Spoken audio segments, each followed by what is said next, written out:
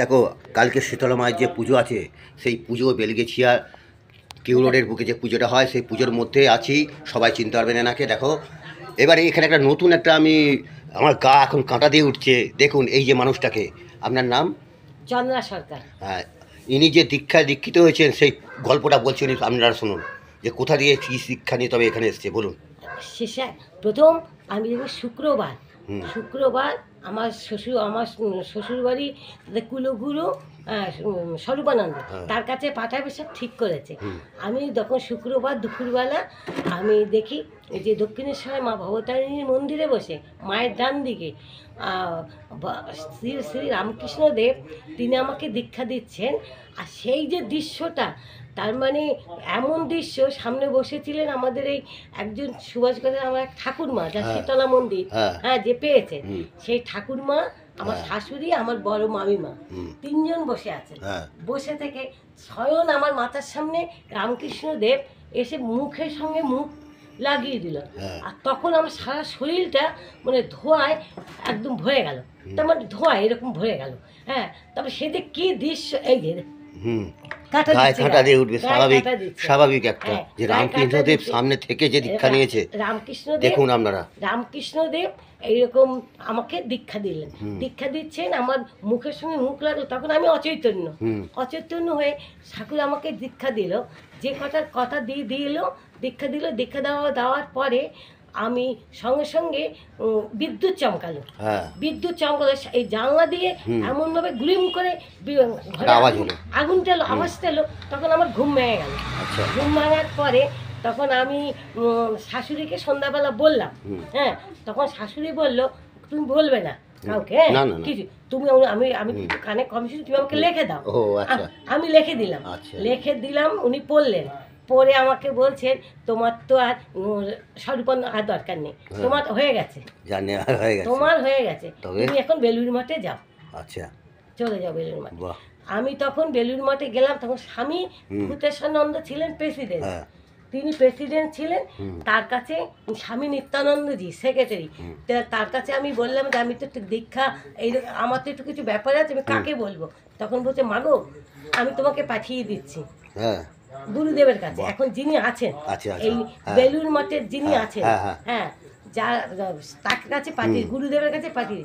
যে আমি গুরুদেবের কাছে বললাম, তখন বলছে, মাগো দক্ষিণেশ্বরে তো তোমার বেলুড় মঠে দীক্ষা হয়, দক্ষিণেশ্বরে তুমি পেয়েছো, পেয়েছো, খুব ভালো মাগো, তাইলে আজ থেকে তুমি সব যোগাযোগ আমরা তোমাকে সঙ্গে করবো বেলুড় মঠে।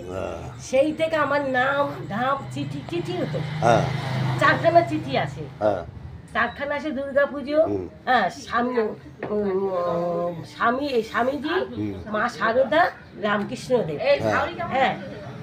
তারা আসেন, তাদের 4 জনের চিঠি, আমার দুর্গা পুজোর চিঠি আসে প্রতি বেলুড় মঠে। সেই থেকেই আমি বেলুড় মঠ আর ভগবান রামকৃষ্ণ, তিনি আমার দীক্ষিত গুরু হয়ে। এই বয়সে কত শ্রদ্ধা ভক্তির সাথে দেখো যে রামকৃষ্ণদেব পরমাংশ, যে যাকে আমরা চিনি, যে ঠাকুর ভগবান শ্রদ্ধা, তার যে শ্রদ্ধা ভক্তি, এটা আমাদের গর্ব। দেখুন এই যে এসেছেন মন্দিরে, কাল শীতলা মায়ের পুজো আছে, সেই পুজো উপলক্ষে এখানে মায়ের কাছে এসে আমি যে শুনলাম, সত্যি আমার গায়ে কাঁটা দিয়ে উঠছে। আর এইটা আপনারা শুনুন, এখনো বিশ্বাস করুন যে ভগবান যে আছে তার প্রমাণ দেখো, এখনো মানুষ সত্য করে যাচ্ছে। সবচেয়ে বড় কথা হলো যে আমার আগের 2টো ছেলে আমি হারিয়েছি, কিন্তু আমার বিশ্বাসে আমি হারাইনি, দাদা, আমি হারাইনি।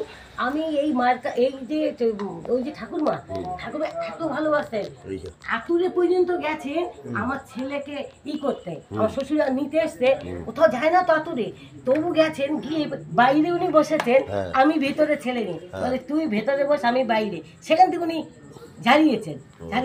এই যে আমার বুকে রক্ত, মা শীতলা বুকে রক্ত দিয়ে আমি ঠাকুমাকে, আমি এখানে মানত করেছিলাম, এই বুকে রক্ত দিয়ে আমি পুজো দিয়েছি।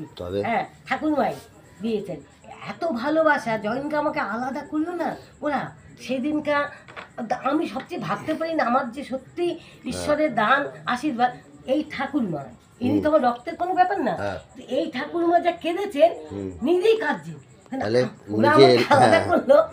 তাদের কষ্ট থেকে বেশি কষ্ট যেন এনার। আমি তখন বাড়ি গিয়ে মাকে বলছি, মা গো, মা দেখো এই ঠাকুরমাকে আমি কী রূপে পেয়েছি, কিসের জন্য পেয়েছি, প্রতিবার আমি জল নিয়ে আনতে যেতাম, কানুন দিয়ে দেখতো, প্রতিবার আমি জল আনতে যেতাম। লকু আর ওই ছোট ছেলে ওরা আমি অত রাতে যদি পুকুরে ধরে আগে মা যেত, হ্যাঁ তারপরে মা আর যেতে পারলো না, মাসে। তারপরে আমাদের কর্তা যেত, হ্যাঁ। তারপরে উনি হয়ে গেল, শরীর খারাপ হয়ে গেলো, তারপরে আমি ঠাকুমার তারপরে সঙ্গে এই যে লোকের পরে আমার ছোট ছেলে। ও তারপর ঠাকুমার সঙ্গে গেছি তো আমি, তারপরে ঠাকুমার সঙ্গে যাওয়া টাওয়ার পরে তখন দেখি লোকুরের এরকম অবস্থা হলো আমাদের পাড়াতে হলো। আমি না তখন তাই দিকে পাড়ায় শুনি খবর নিতে আসতো, তো খবর নিতে এসে এইরকম হঠাৎ ঘটনা শুনে আমি তো যখন তাড়াতাড়ি আমার এখন দিশা নেই, আমি ঘরে ঢুকে দিকে ওটা কাঁদছে, আমি বলছি ও দিদি দিদি তাড়াতাড়ি দরজা খোলো, মাকে বলো, তোমরা মাকে বলো। সেই লোক হাওড়া থেকে হসপিটাল থেকে ফিরে এসছে। তাহলে এখন নাতনি কতদিন হলো? নাতনি এখন এই 14 তারিখে 3 মাস হবে। বাহ, খুব ভাগ্যবান একজন মানুষকে আমি পেয়েছিলাম। দেখুন এই মন্দিরে যে পূজা, দেখুন আপনারা জলপড়া নিয়ে যান, সবাই চিনতে পারবেন। হ্যাঁ, নামটা একবার নতুন করে বলে দাও। কানুন কানুনমালা দাস। ঠিক আছে, দেখো এই মায়ের কালকে পুজো আছে, এই পুজোর এই মায়ের একটা বড় হিস্ট্রি, সেই ইতিহাস, সেই মানুষ এখন কজন বিশ্বাস করবে না করবে সেটা পরের ব্যাপার। আপনারা কতটা বিশ্বাস করেছেন অবশ্যই আপনারা দেখবেন। দেখুন এখানে সমস্ত রকমের মানে এই যে পুজোটা হয় অনেক বৎসরের পুরানো পুজো, একটা স্বপ্নে দেখা সেই পুজো মায়ের, এই যে পুজোটা করে এসেছে এনাকে দেখুন। দেখুন সত্যি আমার গা কাঁটা দিয়ে উঠছে যে গল্পটা শুনলাম। সত্যি করে আপনারা কতটা মাকে বিশ্বাস করেন এবং কতটা শ্রদ্ধা ভক্তি দিয়ে মাকে দেখেন, অবশ্যই লাইক কমেন্ট শেয়ার করে জানাবেন। আপনাদের সামনে চেষ্টাই সব সংখ্যা মাঝি হাওড়া কদমতলা। ধন্যবাদ।